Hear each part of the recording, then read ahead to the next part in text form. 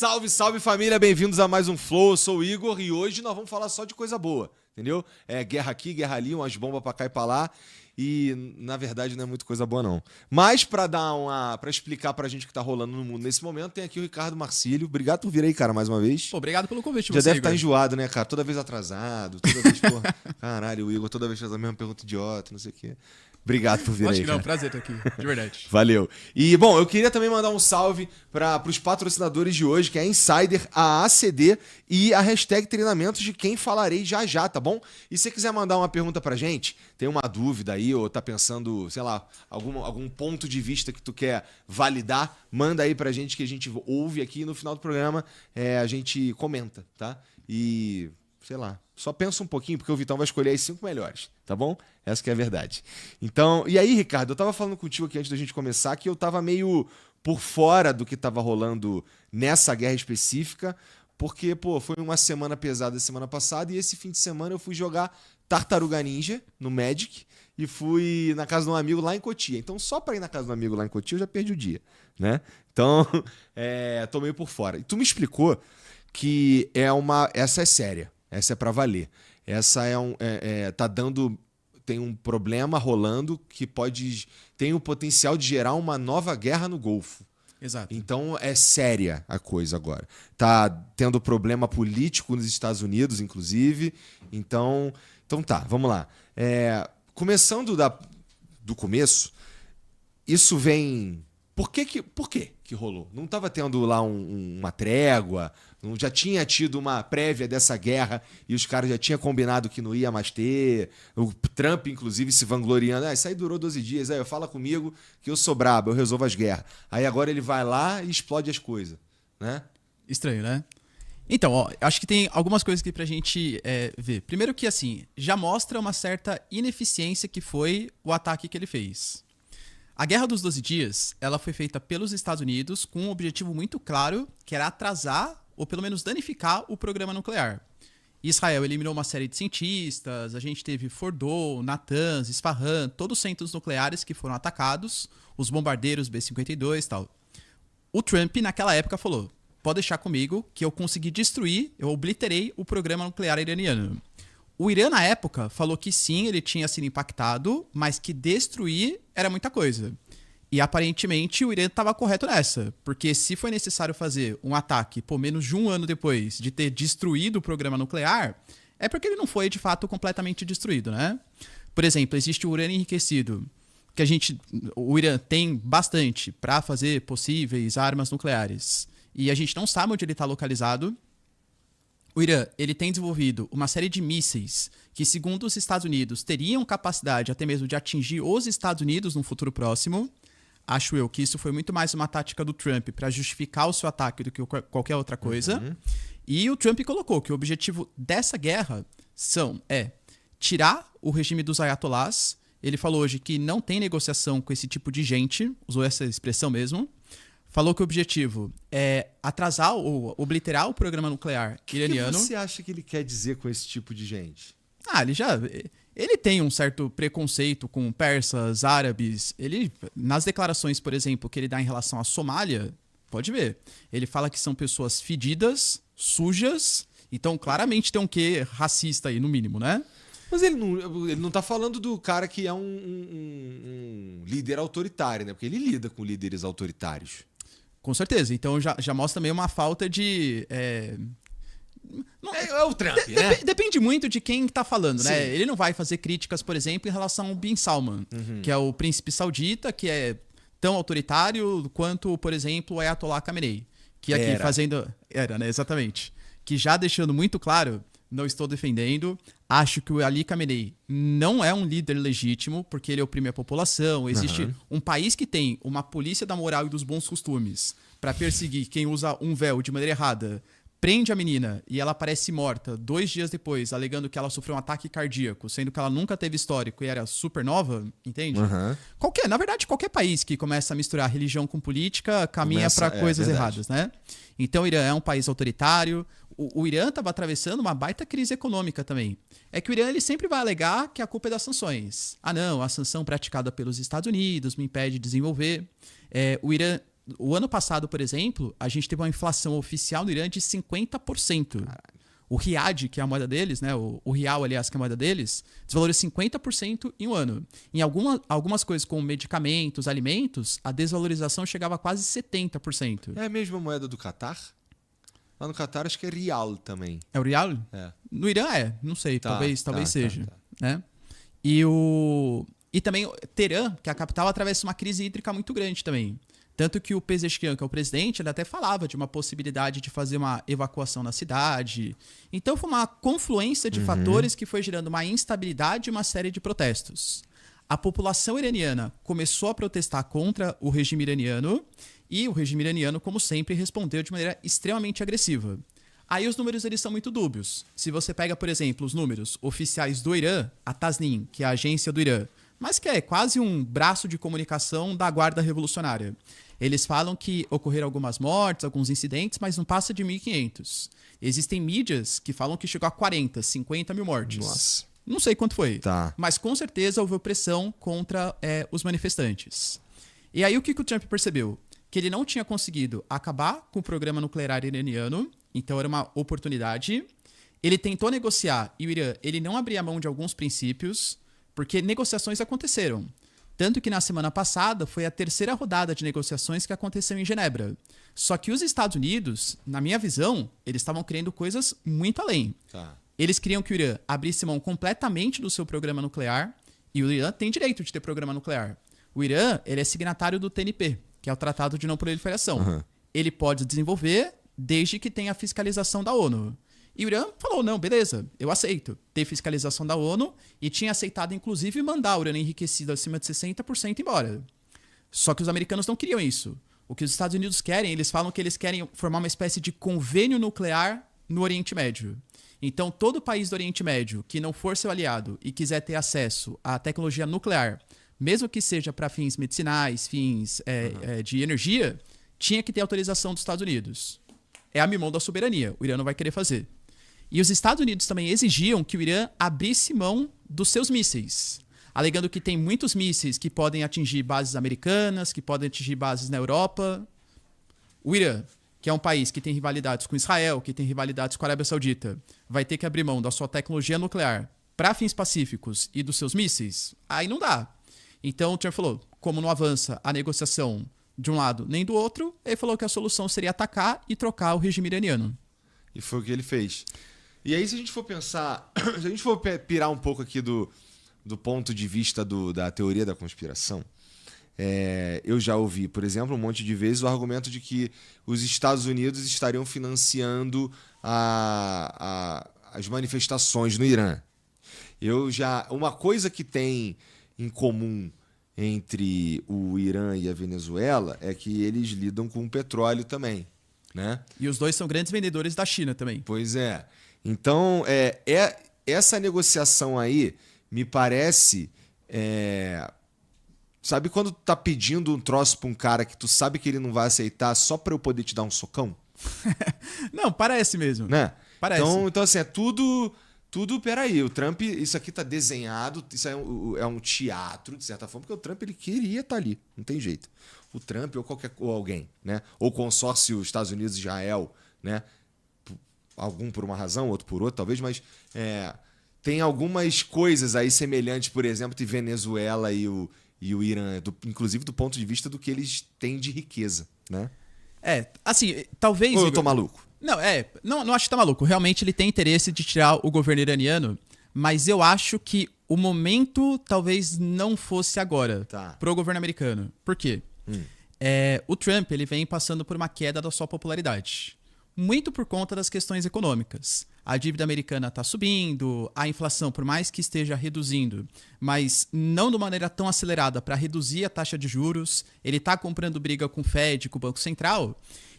E, claro que uma guerra contra o Irã é uma possibilidade dos Estados Unidos ter que dispor de mais armamentos, mais gastos militares e aumentar o seu endividamento. É fato que existe uma resistência na própria população dos Estados Unidos por mais uma atitude imperialista do Trump. foi feita uma pesquisa, algum órgão dos Estados Unidos, que dava conta que só 27% da população americana apoiava uma intervenção dos Estados Unidos no Irã. Uhum. O resto considerava que era uma guerra que não tinha muito sentido para os Estados Unidos. Então, pode gerar inflação, é possibilidade de aumento dos gastos, instabilidade política. Porque pensa assim, ó, o Ali Khamenei, ele morreu, beleza. Outros líderes da Guarda Revolucionária também morreram. Isso quer dizer que o regime acabou? Nem de longe. O Ali Khamenei já tinha 86 anos. Ele já estava sob um cerco militar. Todas as fontes iranianas alegam que ele já tinha toda uma cadeia ali de comando definida. Ó, se eu morrer, vai ser sucessor. Existe um conselho ali de especialistas que já vai indicar um novo ayatollah para comandar o país. Então, como que os Estados Unidos vai conseguir derrubar esse regime? Ou se os ataques que acontecerem tirem completamente a capacidade militar do Irã conseguir responder, eu duvido muito que isso aconteça, ou se ele fizer uma intervenção por terra. Só que fazer uma invasão por terra contra o Irã é problema. Por quê? Porque o Irã é um país que ele é 4 vezes maior que o Iraque. Olha a dificuldade que os americanos tiveram no Iraque. O Irã é um país que ele é muito mais poderoso do que o Iraque era em 2003 e do que o Afeganistão era, por exemplo, em 2001. O Irã tem uma série de aliados regionais, grupos, vários deles terroristas, inclusive, né? O Hezbollah, o Hamas e tal, que poderiam atuar em coordenação também com o Irã. E a própria geografia iraniana, ela é bem difícil. O sítio geográfico, assim, é um relevo muito montanhoso, uma região muito árida. Então, dificilmente os Estados Unidos teriam a capacidade para fazer uma mobilização por terra para conseguir superar em curto prazo o Irã. Mais lá do outro lado do mundo e tal, né? Eles até têm porta-aviões, têm bases militares mas ali. os caras que estão em volta ali não estão dispostos também a dar uma ajudinha, segurar a onda, que é isso que você está falando, né? Antes da guerra, eles realmente não estavam dispostos. Você via pronunciamentos. A Jordânia falou que não ia ceder o espaço aéreo, o Catar não ia ceder o espaço aéreo, a Arábia Saudita não ia ceder bases e tal. A questão é que como o Irã... Olha a complicação, né? Como os Estados Unidos atacou o Irã? E o Irã falou, bom, não consigo responder os Estados Unidos. Então vou responder o mais próximo aqui. Lançou uma série de mísseis contra Israel, contra Tel Aviv e tal. E começou a atacar os países do Oriente Médio que tinham bases americanas. Atacou o Catar, atacou os Emirados Árabes, atacou a Arábia Saudita. Militares. Não só as bases militares. Atacou pontos de civis também, atacou hotéis, atacou, por exemplo, consulados. Hoje, talvez um grande erro estratégico do Irã é que o Irã alega, não confirmou esse ataque. Ele alega que pode ter sido um ataque de bandeira falsa. A gente teve um ataque hoje que atacou a maior refinaria da Arábia Saudita. E mexer com o petróleo dos sauditas é querer comprar guerra, claro, com a Arábia Saudita, né?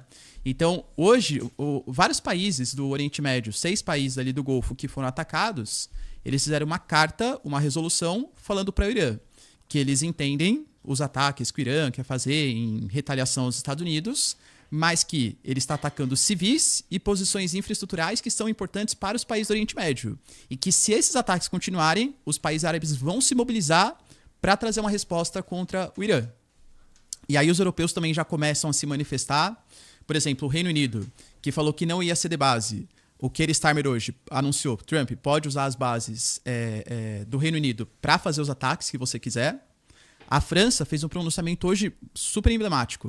O Barrot, que é o primeiro-ministro lá da França, ele anunciou que a França, primeiro, não vai ficar mais fornecendo informações de quantas ogivas nucleares eles têm, porque ele percebeu que essa guerra entre Irã e Estados Unidos é uma guerra que tende a se espalhar para outros lugares do planeta e a França precisa ter suas próprias defesas.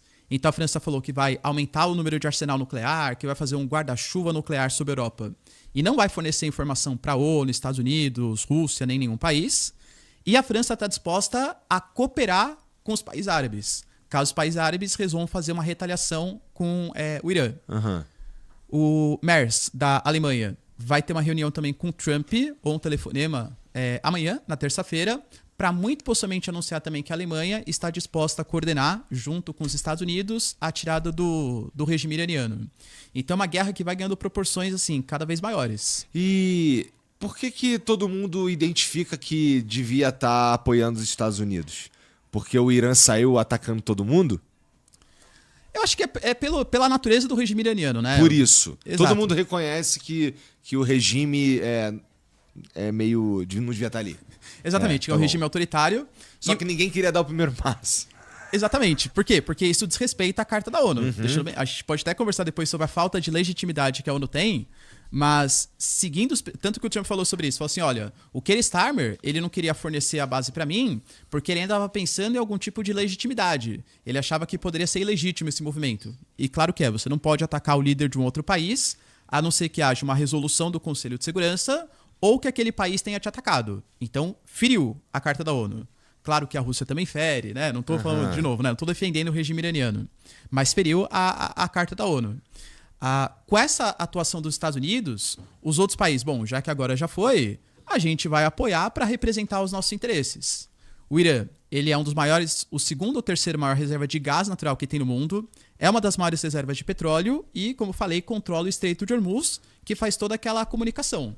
Além disso, o Irã é a cabeça do povo ali, a cabeça pensante dos tentáculos que atuam contra os interesses do Ocidente no Oriente Médio. A Jihad Islâmica, o Hamas, o Hezbollah. Então, com certeza, a queda do regime iraniano, é super estratégico pro Ocidente. Entendi. E enfraquece diretamente esses grupos, porque eles seriam financiados pelo Irã, né? O Hamas, por exemplo, seria financiado pelo Irã. O Hamas, o Hezbollah. Isso. O Hezbollah, Israel já anunciou também que é para evacuar algumas posições de Beirute porque eles vão atacar. E o Israel alega que é para danificar o Hezbollah. Falam, não é confirmado, mas que o líder do Hezbollah também já teria sido morto pela ofensiva que Israel fez. Tem os Houthis, por exemplo, no Iêmen. Os Houthis, eles anunciaram também que, em apoio ao Irã, eles estão fechando o Estreito de Bab al-Mandeb, que é um estreito também super importante que conecta o Mar Vermelho ao Canal de Suez. Só para ter uma noção, se o Mar Vermelho está fechado porque o Estreito de Bab al-Mandeb não pode ter nenhum tipo de comercialização, para você fazer um comércio partindo da Europa com a Índia, por exemplo, teria que fazer todo o contorno pelo continente africano. Igual era, exatamente. Cabo das Tormentas e tal, né? Então, só disso... Cabo das Tormentas, né? Da época lá da África do Sul. Então, só isso aumenta o tempo do frete, aumenta os custos logísticos. Então, por isso que o preço do petróleo dispara, há um risco de inflação. Os outros países do Golfo, eles não queriam se envolver nesse conflito, porque causa uma desestabilização que gera impactos econômicos. Mas o Irã foi lá e tacou bomba nos caras. Na verdade, quem atacou primeiro foi Israel e Estados Unidos, Tudo né? bem, mas aí o Irã foi lá e tacou bomba. E respondeu nos países. Exatamente, né? E respondeu nos países. Entendi. Que merda, né, cara? Tá. E aí a gente tem... E aí você tava me falando que tava vindo pra cá e os caras fecharam o Estreito de Hormuz. Pra entender legal, quando fecha o Estreito de Hormuz, a gente começa a ter uma rota maior pra escoar esse petróleo parecido com o que você tava falando. Na verdade, muitas vezes nem rota tem. Porque se você analisar o mapa, o Golfo Pérsico, ele é um mar fechado. Então ali está a exploração do Kuwait, a exploração do Iraque. Existem alguns países que conseguem dispor pelo outro lado. Conseguem pelo Mar Vermelho, mas que também está fechado. Ou conseguem ter gasodutos, oleodutos que vão escoar em direção à Europa. Mas pela própria composição geográfica, se você tem um petróleo marítimo sendo explorado, ou vai pelo Estreito de Hormuz, ou fica enclausurado ali. Ali você tem cerca de 1/5 de toda a negociação de petróleo do mundo. Entendi. Por que eu acho que o Irã ele não vai manter isso por muito tempo? Porque aí começa a desagradar não só Estados Unidos e os aliados americanos, mas agrada principalmente a China. Porque a China é a grande interessada em comprar petróleo não só do Irã, mas de todos os países que escoam o petróleo do Estreito de Hormuz. E se tem uma coisa que o Irã não pode perder, é apoio de poucos países que estão dispostos a cooperar com os iranianos. Sim, especialmente se for a China, né? Especialmente se for a China. Entendi. E, cara, olhando para esse conflito que estourou esses dias, eu sei que é difícil de prever, mas tu acha que isso ainda vai longe, cara? Tu acha que tá só começando? Depende muito dos próximos passos em relação a quais vão ser as demonstrações do novo governo iraniano. Se o novo governo iraniano demonstrar que ele está disposto a negociar com os Estados Unidos, abrir mão dos seus mísseis, por enquanto não é isso que eles estão falando. Por exemplo, a gente tem algumas informações dúbias rolando. O Trump ontem, ele muda todo o dia que ele fala. Ontem ele falou que lideranças iranianas ligaram para ele, só que ele falou que não estava disposto a negociar. Porque não, a gente negociou, mas vocês não respeitavam os acordos e tal. Hoje, pessoas do Irã alegaram que eles jamais vão negociar com Israel e com os Estados Unidos, porque 2 vezes eles estavam no meio de um processo de negociação e os Estados Unidos atacaram o Irã no meio de uma negociação acontecendo. Então que não dá para confiar nos Estados Unidos. aparentemente esse governo, né, o Pezeshkian, o presidente, o novo Ayatollah, eles não vão estar muito dispostos a coordenar com os Estados Unidos, não. E aí o Trump ele se pronunciou, ele falou que a ideia dele é que sejam ataques de 4 a 5 semanas. Foi o que a inteligência americana definiu como meta inicial. Mas se pode ser um pouco mais, um pouco menos, depende dos objetivos serem atingidos. Ou seja, desmantelar todos os mísseis, fim do programa nuclear e troca do governo, principalmente se o governo não cooperar com os Estados Unidos. E aí o que deve rolar a população... O regime anterior era o príncipe não sei o quê, né? Era o Shah Reza Pahlavi, né? Isso, esse cara. Ele tem algum tipo de apoio popular? Assim, é difícil a gente saber porque, novamente, a informação é muito controlada, né? Quando a gente pega o regime do Irã até 1979, que era controlado pelo Shah Reza Pahlavi, era um regime extremamente autoritário e totalmente influenciado pelos Estados Unidos e pelo Reino Unido. Era o autoritário que os caras gostam. Exatamente, o autoritário do lado deles. Tanto que, por exemplo, o Irã, ele teve um período de uma relativa democracia. Era uma monarquia, tinha o Shah, mas o Shah tinha poderes limitados, porque tinha um parlamento, mais ou menos como é o Reino Unido, por exemplo, né? Tinha um parlamento que era muito mais autônomo. Ascendeu uma figura na década de 50 chamado de Mossadegh, que era um cara ultranacionalista. Então, plataformas dele. Não, a gente tem que nacionalizar o petróleo iraniano, a gente tem que fazer com que as reservas do Irã fiquem pra gente, a gente tem que retomar o nosso nacionalismo. Aí o Ocidente, principalmente o Reino Unido e os Estados Unidos, que viram seus negócios ameaçados, incentivaram com que o Shah Reza Pahlavi desse um golpe, tirasse o Mossadegh do poder e aí sim o Shah tomasse o poder e fosse chefe de Estado e também chefe de governo. Ou seja, se existia um autoritarismo do Shahs, o autoritarismo do Irã antes de 79, a culpa é também dos Estados Unidos, a culpa é também do Reino Unido. Quando a gente pega, por exemplo, algumas práticas que eram feitas, perseguição contra líderes religiosos, tinha uma polícia secreta chamada de Savak, que ficava perseguindo opositores políticos. Então não é que Irã era uma bela democracia de 79 e virou uma ditadura depois. Era uma ditadura e virou uma, talvez, até pior do que era anteriormente, né? Hoje, o Shah Reza Pahlavi, de 79, tá morto, né? Já morreu, ele morreu em 80, inclusive, decorrente de um câncer e tal. Mas ele teve um filho, que é o príncipe herdeiro, que tá no Egito. Ele posta nas redes sociais, ele já se reuniu com Benjamin Netanyahu, já se reuniu com lideranças americanas, falando que ele é o verdadeiro sucessor, porque foi um golpe que o pai dele sofreu, ele que deveria guiar o país. A questão é que muita gente tem medo que ele retome o que era a ditadura do Irã antes da Revolução Iraniana. Mas a galera sente que ele tem algum tipo de legitimidade? Assim, é difícil saber. É difícil saber, né? Por exemplo, quando Porque você... pode ser só um doidinho, vai? Com todo respeito, tá? Não é o que eu quero dizer, tá? É uma comparação meio nada a ver. Mas imagina, a gente tem uma família real no Brasil, né? Mas o cara, entendeu? Ele falar que ele é o cara que devia estar lá, a galera não tem legitimidade, né? Participa aí das eleições, entendeu? Exato. E aí eu entendi que lá é difícil saber se é a mesma relação, né? A gente pode ver Teherã, que é a cidade mais cosmopolita, com certeza, nas últimas manifestações de estudantes e tal, realmente, quando a população colocava a bandeira com o símbolo do leão, até resgatando o símbolo do Irã antes de 79, tinham pichações lá. Pô, Shah Reza Pahlavi, porque o príncipe herdeiro também chama Reza Pahlavi, né? Então, o Shah Reza Pahlavi tem que voltar ao poder. E ele, quando dá pronunciamentos, ele deixa muito claro que a ideia dele não é ser um ditador, que ele quer promover a democracia. Se é verdade ou não, não sabemos. Como ele se auto-se-intitula como príncipe herdeiro, dá a ideia que seria uma monarquia. A questão, e ele até colocou isso de maneira correta, foi na França que ele deu essa entrevista, falou assim, queriam fazer um pulo do gato ali com ele, uma pegadinha, falou assim, pô, mas se intitula como Shah e tal, como que você vai ser um país, como vai ser um país democrático se é uma monarquia? Ele falou, olha, monarquia e república não definem se vai ser uma democracia ou se vai ser uma ditadura. É verdade. Vide, por exemplo, o Bashar al-Assad era uma república na Síria e o cara era um ditadorzaço. Perfeito. O Reino Unido é uma monarquia e é uma democracia. Então o plano dele é, caso ele volte pro Irã, ele faça uma espécie de plebiscito, uma consulta popular, para saber o que a população quer. Se é um regime de uma monarquia constitucional, com parlamento, primeiro-ministro e tal, ou se vai ser uma república. E aí talvez ele se colocaria, né, a figura de um presidente, concorreria ao processo eleitoral. Só que aí abre um novo problema. É muito difícil você pensar, os americanos já tentaram fazer isso várias vezes, que você vai tirar um governo que está há 47 anos, que tem todas as instituições culturais, Por exemplo, fala, os protestos vão acontecer. Que movimento de oposição que tem no Irã? É protesto muito mais orgânico. É difícil você pensar que sem uma oposição formada, sem uma mídia de oposição, sem partidos de oposição, você vai conseguir... com muita repressão. E com muita repressão, né? A possíveis manifestações que você vai conseguir formar um governo. Por isso que eu falo, é difícil pensar que o Irã ele vai ter uma troca de governo legítima sem formar uma guerra civil, sem uma ocupação militar americana.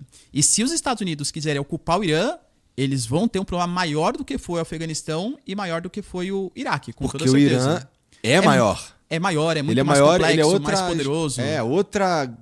Outra grandeza, né? São 90 milhões de pessoas, ele é 4 vezes maior que o território do Iraque, geograficamente ele é mais difícil que o território... O Iraque é sensacional do ponto de vista natural. Tem bastante rios, é uma região ali bem mais planinha, tudo tal. Tem também um processo, né? Tem algumas montanhas, mas o Irã, a dificuldade geográfica é muito maior, é muito mais complexo. E o Irã também não é um país uniforme. Muita gente pensa que o Irã é persa. Os persas, eles são maioria no Irã. Mas tem hebreu. Teherã, por exemplo, excetuando Israel, claro, é o país do Oriente Médio, é a cidade do Oriente Médio que mais tem hebreu. Teherã. Você tem, por exemplo, árabes, tem os curdos, tem os baluches, que são separatistas ali na fronteira do Paquistão. Então tem vários grupos. Esses caras se identificam como iranianos? Essa é a questão. A gente derruba o governo que representa o país, com todos os problemas. Você derruba o governo, não tem ninguém que unifique, que represente. Qual que é a ideia? É que cada um dos grupos vai querer levar a sua própria vantagem. É difícil saber se, depois de 47 anos de um governo, de uma revolução iraniana, essas várias etnias não iam querer cada um dominar o seu próprio território. Foi o que aconteceu, por exemplo, na Líbia. O Muammar Gaddafi era um baita ditador. Os americanos foram lá, junto com a OTAN, bombardearam, tiraram o Gaddafi. Qual foi a consequência na Líbia? Uma guerra civil. E a Líbia, que com todos os problemas, o Gaddafi era um ditador, mas era um dos maiores IDHs do continente africano, hoje é um dos piores países do continente. O Iraque é a mesma coisa, o Saddam Hussein era um baita ditador. Mas, querendo ou não, ele impedia uma guerra até mesmo religiosa entre a maioria xiita contra os sunitas. O Saddam Hussein sai do poder, os xiitas, maioria, começam a oprimir os sunitas e surgem vários grupos radicais, inclusive o Estado Islâmico. O Estado Islâmico é uma consequência direta da intervenção americana no Iraque. No Irã, com esse monte de grupo, esse país multifacetado, a possibilidade de ter ou uma guerra civil ou a fragmentação territorial é muito grande. É difícil saber se o Shah Reza Pahlavi, o príncipe herdeiro, vai ter legitimidade para ele conseguir unificar o país. Eu, particularmente, duvido muito. Especialmente porque com esses grupos aí que você está falando, brigando entre si, porque agora é uma oportunidade, de certa forma. Se eu sou um líder desses grupos aí, eu tô vendo isso como uma oportunidade de... agora vai ser do meu jeito, né? Exato, não tem não deve ser por eleições, né? Tinha aquele cara, o Khamenei, que impedia a gente de ter uma autodeterminação maior. Agora tá meio que um vácuo de poder. O Shah, o príncipe herdeiro, não tem tanta legitimidade. É o momento aqui da gente tentar se formar, se consolidar como um país. Por outro lado, o Khamenei deixou a tal da linha de sucessão lá que você estava comentando. Portanto, a gente resta agora a gente saber se o líder que vem, ou o líder que está, é forte o suficiente para impedir, segurar a onda dessa guerra civil também. Porque me parece, assim, não sou você, não sou estudioso, mas... tudo caminha para uma guerra civil mesmo. Vai depender se porque é propício, né? É como se assim, cortamos aqui a cabeça do regime que era quem segurava a onda de todos esses grupos, se isso é do tamanho que eu estou imaginando aqui. Coisa meio... segurava a onda, mas é tenso. É tensa a relação entre eles, não é? Esses grupos. Entre alguns grupos mais, outros menos. Os baluches, por exemplo, não suportam os persas. Existem alguns problemas também entre a comunidade curda, que quer um pouco mais de autodeterminação em relação aos persas. Então, se lá no Iraque, os xiitas, que eram, ao verem a oportunidade de oprimir os outros, oprimiram, lá no Irã, não me parece muito difícil de rolar também, né? Só que tem mais times. Né? Tem mais times e são times mais populosos, que podem sofrer mais influências externas. Um grupo bem importante, por exemplo, são os azeres. Existe muita gente do Azerbaijão que mora, por exemplo, no Irã e talvez quisesse ter uma integração territorial, uma fragmentação, para conectar com o Azerbaijão. Então pode ter também essa possibilidade de fragmentação, com certeza. E do ponto de vista Porque assim, dominar o Irã, você domina recursos naturais muito valiosos, né? Além do Estreito de Hormuz, que é um poder político bem grande, né? E ferra com a China, principalmente. Pois Ferra muito com a China. Pelo ponto de vista de infraestrutura também. A China, ela tem muitos negócios no Irã. Além do petróleo que compra, além do Estreito de Hormuz, o Irã também faz parte do Road and Belt, recebendo altíssimos investimentos de rodovias, ferrovias, portos. De uma hora para outra, você tirar o Irã, essa negociação com a China, isso com certeza vai comprometer bastante os chineses. A questão que se coloca é, e até uma pergunta, né, que é válida, poxa, mas então a China não vai intervir na guerra, a Rússia não vai intervir na guerra? Muito possivelmente não.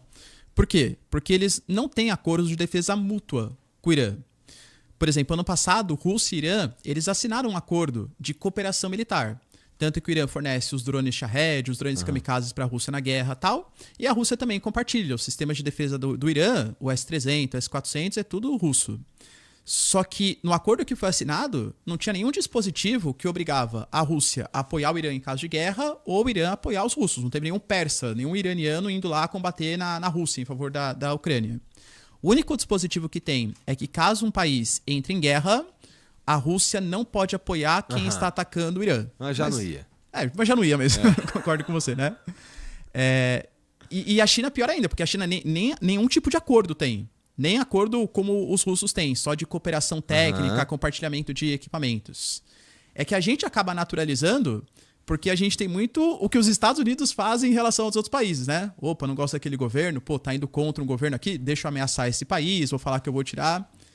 A China geralmente não se envolve em guerra de terceiros. E não porque a China é boazinha, mas porque faz parte da postura política dos chineses. Tanto que a China, mesmo tendo todos os problemas do Mar da China Meridional, que desrespeita a zona econômica das Filipinas, que quer tomar o Mar do Vietnã, todos os problemas, a China não é boazinha da história. Mas a China está se vendendo como a que respeita a Carta da ONU, que respeita os princípios da ONU. É verdade. A China, ela fala assim, ó... A OMC, por aí vai. A China, que é um país socialista, reclamando que na OMC, uma instituição multilateral, que os Estados Unidos não estão cumprindo as ordens do comércio internacional, né? Então a China, ela busca mostrar que ela está cooperando mais com o direito internacional. E de fato, que nem eu falei, o que Israel e os Estados Unidos colocaram para fazer o ataque é o que eles chamaram de ataque preventivo. Então eu vou atacar o Irã, já que eles estão desenvolvendo mísseis e que eles estão desenvolvendo o programa nuclear. Não existe isso na Carta da ONU. Você não pode fazer um ataque preventivo. Até porque entra num conceito muito abstrato. Eu posso achar que o país está fazendo e por isso eu justifico uma agressão. Assim como os Estados Unidos já fizeram contra o Iraque. A justificativa foi, não, Saddam Hussein está produzindo armas de destruição em massa. Então deixa eu invadir o Iraque para impedir que eles desenvolvam. Quando chegar lá, não tinha nada, né? O que existe é o que a gente chama de não ataque preventivo, mas ataque preemptivo. O que é isso? Se você vê que o Irã está com mísseis apontados em direção ao seu território, aí poderia ser justificado um ataque. Não era o caso. O Irã não tinha mísseis apontados para Israel ou uma arma nuclear ali pronta para ser utilizado para ataque. Ou seja, feriu a Carta da ONU. Eu concordo que seria muito inocente pensar desse jeito também. Então já que está ferindo a Carta da ONU, vamos deixar o Irã apoiar o Hezbollah, o Irã apoia o Hamas, o Irã apoia os Houthis, porque o Irã nunca atacou Israel, é verdade. Mas, quer dizer, na Guerra dos 12 Dias sim, né? Mas antes disso. Mas o Irã, ele financia o Hamas, que ataca Israel. Indiretamente. O Irã financia o Hezbollah, mas a Carta da ONU não responde a isso. Então, se você for seguir estritamente a Carta da ONU, Perfeito. Não poderia ter feito o ataque, entende? Mas eu entendo também as limitações e as dificuldades. E o que tu acha, assim, se tu tivesse que... Se a gente... Aqui é o Ricardinho, tá bom? Não é o professor, não. Tá, beleza. O que o Trump tá pensando, cara? Porque assim, ele tá fazendo uma aposta, inclusive, que é perigoso pra ele dentro de casa, que nem a gente tava conversando antes de começar aqui, que você falou um pouquinho também, que tem lá a galera maga mesmo, que não tá entendendo. Pô, não era America First? Por que tu tá indo se meter nessa parada aí? E algum cálculo o Trump tá fazendo, né? Por isso que eu vou naquela... Porra, petróleo? É gás? Que porra que é? O que é? Será que é realmente o troço, os caras tá preocupado com bomba atômica pra valer, porque, pô, quando o cara vai negociar, ele pede uns troços que ele sabe que o cara não vai dar, né? Então, não sei, não me parece muito afim de conversar também, no sentido de eu quero isso aqui, que eu sei que tu não vai dar. E o cara, no meio do, pô, não quero, toma a bomba. Então, o que o Trump quer? Hein, Ricardinho? Não é o professor, não. É só um... Tá bom. Vamos viajar um pouco. Eu, pessoalmente, né? O que eu acho. Eu acho que os Estados Unidos têm interesse de tirar o regime dos ayatollahs. Não acho que ele queria fazer isso agora por todos os impactos políticos que isso traria para a sua eleição agora, o midterm elections, que ele pode perder o controle, porque a tendência é que os democratas eles vençam, pelo menos na Câmara. Só que o momento ele era muito oportuno e talvez ele não pudesse deixar a oportunidade passar agora. Porque é agora que a população está reclamando dos abusos do governo, da inflação alta, da crise hídrica que se estabelece. Mas o que ele quer? Tirar o governo dos ayatollahs para fazer com que o Irã fique um regime aliado, ele ganhe petróleo e impeça que a China avance no Oriente Médio. Tem cheiro disso, né? Com certeza. Tem cheiro disso. Com certeza. Isso não é nem assim teoria da conspiração. Os americanos colocaram isso no documento estratégico que eles divulgam ali, que o Trump divulgou. O nosso principal inimigo é a China. Tanto que eles falaram que eles vão usar até força militar contra os países da América que não aceitarem se relacionar mais com os Estados Unidos em detrimento dos chineses. Os Estados Unidos divulgaram um relatório, ridículo, tá? Mas um relatório do Congresso americano, foi na sexta-feira, quinta-feira, faz poucos dias aí, identificando bases militares secretas chinesas que estão espalhadas na América. E colocaram que o Brasil tem 2 bases militares secretas chinesas. Ali em Tucano, na Bahia, e uma outra na Paraíba. Que realmente você tem bases ali, mas que são bases científicas. E que todo mundo sabe que a China, de fato, financia. Existem programas que são termos complexos de astrologia lá, mas de estudo da matéria escura, não sei o que. Não de astrologia, os caras vão te bater. De astronomia. Sim, eu entendo. Mas não soa meio teoria da conspiração que tem uma base militar secreta, 2 no Brasil? Então, assim, talvez os chineses tenham interesse realmente de aumentar a sua expansão, ter maior coordenação com o Brasil. Mas base militar secreta que todo mundo sabe que tem. Uma base militar secreta que todo mundo sabe que opera ali em Tucano e que opera, por exemplo, na região de Aguiar, né? Que é a cidadezinha lá da Paraíba. Não é muito secreto isso. Então parece muito mais uma justificativa dos americanos de falar, se a gente atuar contra o Brasil é porque existem bases militares secretas aqui. Então parem com as suas parcerias. Eles fizeram isso com o Panamá. Eles obrigaram o Panamá a tirar 2 empresas de Hong Kong, alegando que as empresas de Hong Kong estavam fazendo espionagem, oferecendo informações secretas, e o Panamá foi obrigado a ceder. A Argentina está prestes também a tirar a base que eles têm chinesa, ali mais ao sul da Patagônia, também a pedido dos Estados Unidos. Então, os americanos, eles fazem uma série de expansões, e eu não acho que está errado. Os países da América Latina têm que se relacionar com os Estados Unidos. A questão é que, geralmente, a China oferece o quê? Contratos, financiamento, road and belt, vou desenvolver porto. Os Estados Unidos falam o quê? Ou você faz do meu jeito, ou eu faço uma intervenção militar. Aí eu sou mais a China, né? A China parece mais razoável.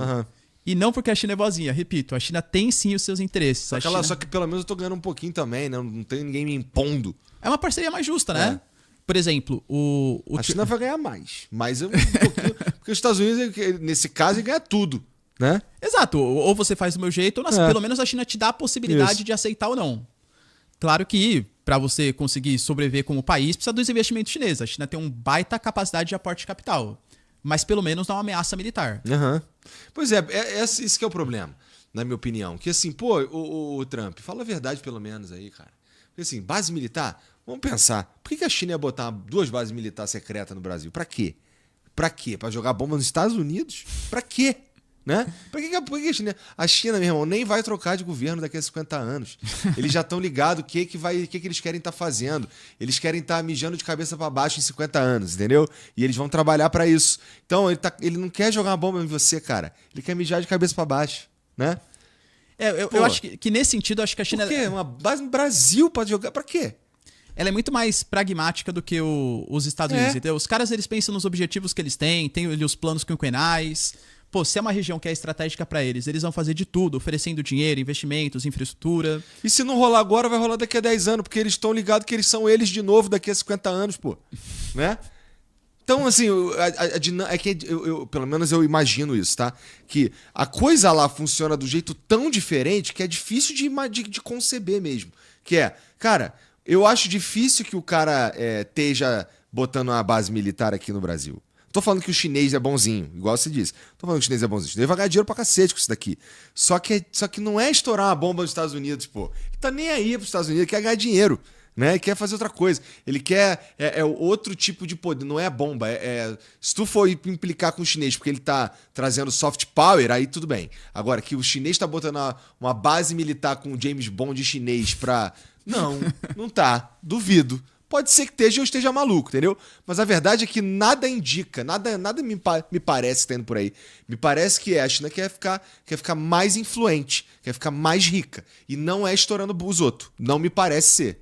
E uma região que é super estratégica. Isso não quer dizer que eles são bonzinhos, porque o dominar os outros por meio de... ainda é dominar os outros. Com certeza. Então... Assim, a América Latina, ela sempre foi chamada... Pete Hegseth, que é o secretário de Defesa, falou de novo, que é o quintal dos Estados Unidos. E estrategicamente sempre foi. Quando a gente tem hoje, por exemplo, o que a China está fazendo no estado da Bahia... Pô, os caras estão fazendo a ponte lá Itaparica-Salvador, que é a maior ponte suspensa da América Latina. Os caras estão fazendo, por exemplo, a BYD, a sede da BYD, para ser não só uma reprodutora de tecnologia, mas para ser um centro logístico de desenvolvimento de tecnologia de motores elétricos para toda a América Latina. O Brasil, ele produz muita energia, geração, mas o Brasil tem um gargalo muito grande na transmissão de energia. Os chineses anunciaram aporte na casa também de 30 bilhões para desenvolver sistema de fiação e transmissão de energia. Dólares? Acho que é na casa de reais. Tá bom, reais. tá bom. Mas já tá bom já, né? Para fazer o sistema de transmissão de energia. Eles estão desenvolvendo, estão comprando uma série também, parceria junto com a Embrapa, para desenvolvimento de tecnologias agrícolas no sul da Bahia. Porque não porque eles são bonzinhos, mas porque interessa para eles economicamente, eles vão ganhar muito dinheiro. Daqui a um tempo essa tecnologia tá com eles e por aí vai, né? Algum jeito eles vão ganhar, tá? A gente sabe disso. Só que não é os Estados Unidos, não mete que eles estão mirando a bomba para vocês, pô. Base militar? Não, fala outra coisa, né? E eu até acho que o que eles estão fazendo é para que no futuro eles também possam ter maior poder de barganha. Porque, por exemplo, hoje, como o mundo ele é muito dolarizado ainda, é difícil a China conseguir aplicar sanções, conseguir colocar algum país contra a parede, porque existem outras alternativas. Mas o Brasil mesmo, se a gente pega quase 1/3 das nossas exportações é para a China. Querendo ou não, a China já tem uma certa soberania sobre o Brasil. Imagina que a China decide, por exemplo,